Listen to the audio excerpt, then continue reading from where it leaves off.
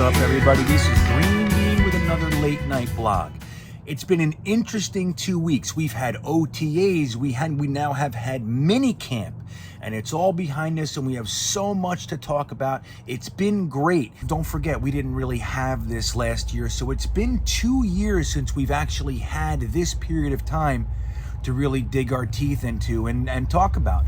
And it's an exciting time. There are a lot of interesting storylines coming out of Florham Park right now, least of which is the culture change. And there is so much to talk about with that. But for some reason, with all of that going on, our beat reporters, specifically Rich Cimini, cannot help themselves but to start to try and dig at a potential gotcha question. It happens every time that they have the opportunity to ask our players or coaches or whoever it is questions. They try every single time.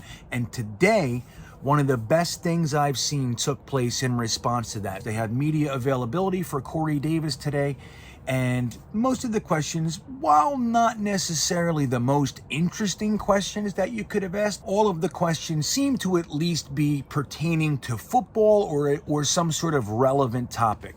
But Rich Cimini comes in, he asks one question, kind of letting you think he's a legit reporter kind of a guy, and then he starts with his baloney. Now, I'm going to let you guys watch this entire clip. It's just about 40 seconds or so.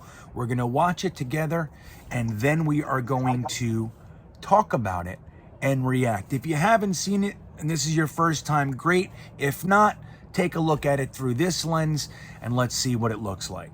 Here we go.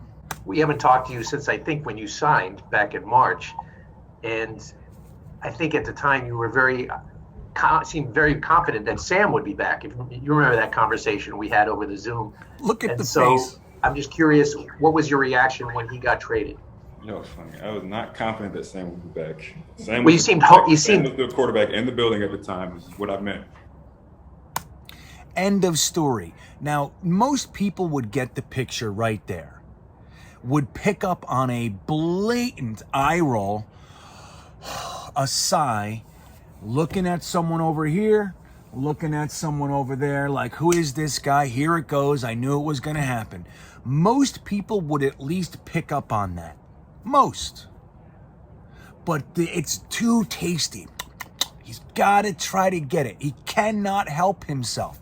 So here's what he does as a follow-up to the eye roll, the sigh, and the really point-blank response from Corey Davis. Here's Rich again. But that's over with now. But I'm excited that Zach's here, like I said, and I'm ready to get to work with him.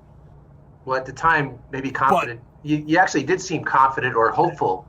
Maybe you're optimistic that he would be back. So that's why I was asking. We haven't talked to you since then.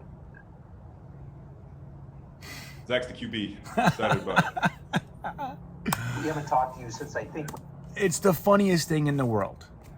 That pause is absolute brilliance. The pause is perfect. I gave you the eye roll, dude. I gave you the sigh. I, in your face, looked at other people like you're, like, what do I got to listen to this crap for?